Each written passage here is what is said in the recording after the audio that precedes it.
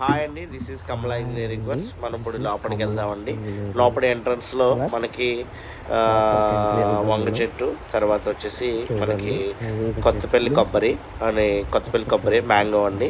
తర్వాత కింద వచ్చేసి ములగ చెట్టు, తర్వాత మనకి ఈ వంగ చెట్టు, తర్వాత వచ్చేసి మనకి కోకోనట్ ట్రీ అండి, తర్వాత దొండపాదు, తర్వాత వచ్చేసి జపనీస్ రోజ్ అని మనకి జామ్ అండి. ఇది మనం సప్తగిరి నర్సరీ నుంచి తీసుకొచ్చండి, లోపల రెడ్ కలర్లో ఉంటుంది.